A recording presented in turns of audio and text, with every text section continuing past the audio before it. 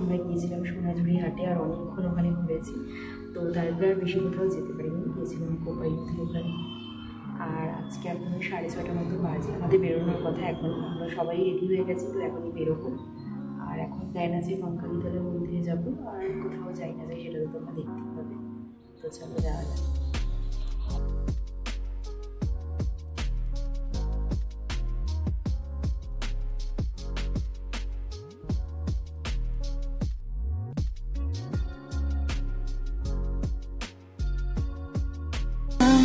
আকাশে পাতিয়া গান শুনেছি তোমার গান। তো তোমরা তো দেখতেই পেলে আমরা সকাল সকাল কোনো রকমে ঘুম চোখে উঠে চলে এসেছি, আর কিছু খাইনি যেহেতু পুজো দেবো বলেই। তো আমরা এখন চলে এসেছি কঙ্কালী মায়ের মন্দিরে, যেটা কিন্তু প্রান্তিক স্টেশনের কাছাকাছি পড়ে, শান্তিনিকেতন থেকে একটু দূরে, টোটো করেই আসতে হয় মেনলি।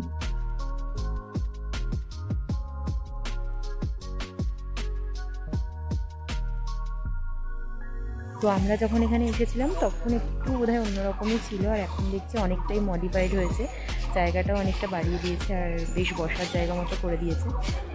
তো আমি সবটাই ভিডিও করছি, তোমরা তো দেখতেই পাবে। আর সকাল সকাল এসেছি বলে অনেকটাই ফাঁকা রয়েছে,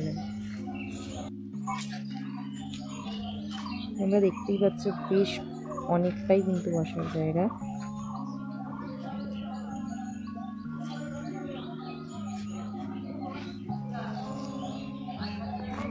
আর ওই যে ওইদিকে মন্দির, আমরা এদিকে চলে এসেছি হাঁটতে হাঁটতে একটু।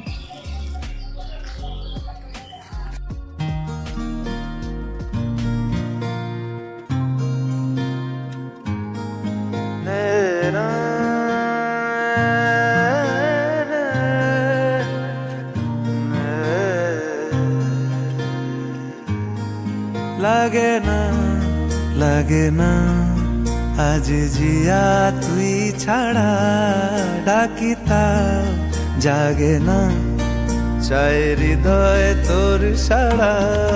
লাগে না আজ জিয়া তুই ছাড়া, ডাকিতা জাগে না চাই হৃদয় তোর সাড়া।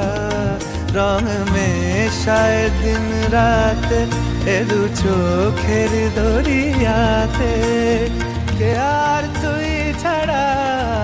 লাগে না আজ জিয়া তুই ছাড়া, ডাকিতা জাগে না। যদিও বেরিয়ে কিন্তু আমরা খেয়ে নিয়েছি চা, আর সাথে একটু ব্রেকফাস্টও করে নিয়েছি, যেহেতু আজকে হয়তো খেতে লেটই হয়ে যাবে, অনেক প্ল্যানই রয়েছে আমাদের। আর এই যে বটগাছটা দেখতে পাচ্ছ, এটাই কিন্তু সেই বটগাছ যেটা সহজপাঠ বইয়ের সামনে আঁকা থাকে। আর এর পাশেই কিন্তু আছে সেই ঐতিহ্যময় তাল গাছটি, যেটাকে নিয়েই রবীন্দ্রনাথ ঠাকুর লিখেছিলেন তাল গাছ এক পায়ে দাঁড়িয়ে কবিতাটি। তো এখান থেকে টোটো করে বেরিয়ে আমরা আবার চলে গিয়েছিলাম সুরুল রাজবাড়িতে, যেখানে আমি এর আগে আসিনি, এটাই ফার্স্ট টাইম।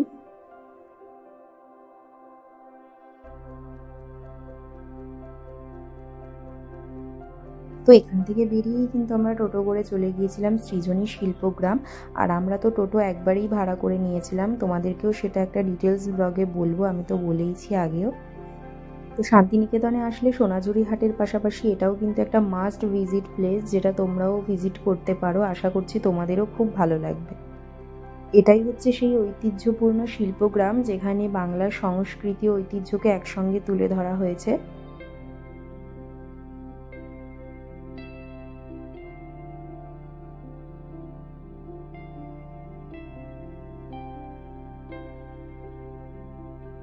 তো শান্তিনিকেতনে আসতে চাইলে আমার মনে হয় বসন্তের এই সময়টাই বেস্ট সময়, কারণ এর পরেই শুরু হয়ে যাবে দোল উৎসব। তো সেই সময় তো স্বাভাবিকভাবেই যথেষ্ট ভিড় থাকবে, তখন আর খোলামেলাভাবে সবটা এতটা ভালোভাবে দেখা যাবে না। একলা মনের রিক্সা চলে, দমকা প্রেমের গল্প বলে, শুকনো পাতার সন্ধে বেলার গান। তো এরপরেই কিন্তু আমরা গিয়েছিলাম মিউজিয়ামে, সেটা আর ভিডিও করা হয়নি। তারপরে বেরিয়ে আমরা খেয়ে নিয়েছিলাম আখের রস, আর একটু টাইম ওয়েস্ট না করে আমরা এখন লাঞ্চ করে নিচ্ছি। যেহেতু বোলপুর থেকে আমাদের ট্রেন ছিল 1:15, তো লাঞ্চ করেই আমরা রেস্ট না করে একবারে টোটো করে আবার চলে এসেছি স্টেশনে। আর এখন আমাদের ট্রেন ছেড়েও দিয়েছে।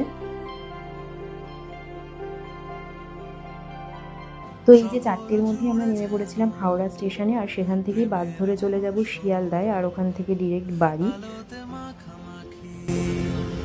আমার গ্রিন রুম কখনো নেমে আসে অচেনা প্যারাশুট তোমাকে ভালোবেসে।